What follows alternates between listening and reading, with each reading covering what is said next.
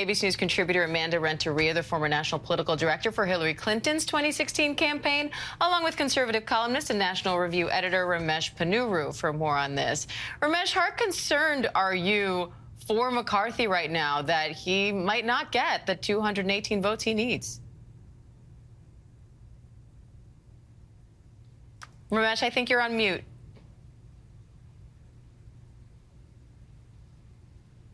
We can't hear you, Ramesh. We'll try to get your audio fixed. But Amanda, Congress can't really do anything without a speaker. So does this help Democrats, given the Republican majority in the House, or are they better off with McCarthy than no speaker at all? It is better to always have a leader managing the House. But in what we're seeing right now is an unprecedented time where you are seeing leadership try and figure it out in the House. How are they going to move forward? And it's particularly important as we think about what economic challenges we have ahead. Now, I do want to say it is interesting to look at the backdrop of what is happening in the Senate with President Biden meeting with Senator Mitch McConnell in Kentucky. That gives you a sense that Republican leadership, at least broadly, understood that this is exactly where the House would be. And so you are seeing some leadership happen in the country, and in preparation that it might be till cherry blossoms that we end up seeing a House leadership, a functioning House. Amanda, practically, what does that look like? I mean, if they can't find a compromise on this, then what? It means you can't really get things through, and you end up having something come from the Senate over to the House, and you can't get it through, and we're all waiting for basically how do you get the votes to move things forward. But listen, here's what I think will happen.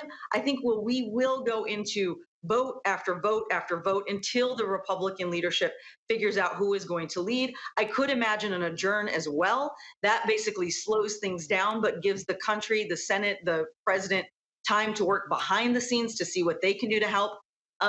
This is a first in leadership failure at the moment.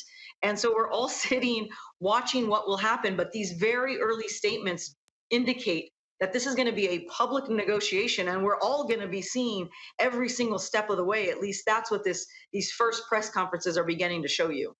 And Amanda, the Senate is still controlled by Democrats. So what does this all say, if anything, about the ability for Republicans as a party to work across the aisle with Democrats?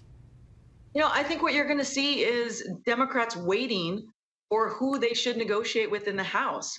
I remember being in the Senate where there was a shift in leadership.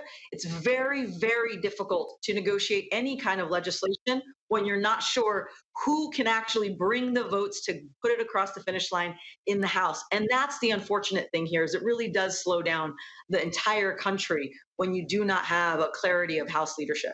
And I think we fixed Ramesh's audio, so I want to bring him back into the conversation. Ramesh, what's your take on all of this, and how do you see it playing out? Well, I don't think that McCarthy is going to get to 218 today. He might end up getting fewer votes on the first ballot than Hakeem Jeffries, the Democratic leader. That's going to be an embarrassment. It is hard to see how he gets those votes, especially when he's up against an opposition that basically wants two things. The primary demands of these 5 to 20 Republicans is they want a scalp. And then secondly, they want the ability to collect more scalps whenever they want them. It's very hard to negotiate with that kind of opposition. And it means that even if you do win, you may not be winning for long. You may not be in that speaker's chair for very long. So that brings me to my next question. If he does win, if somehow in the end he pulls this off, how does he then go about unifying this party?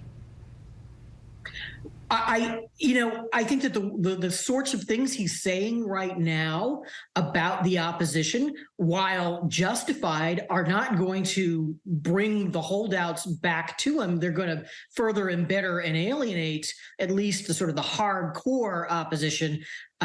So I think it's going to be a very, very rocky road. All right, Amanda Renteria, Ramesh Ponnuru, thank you both.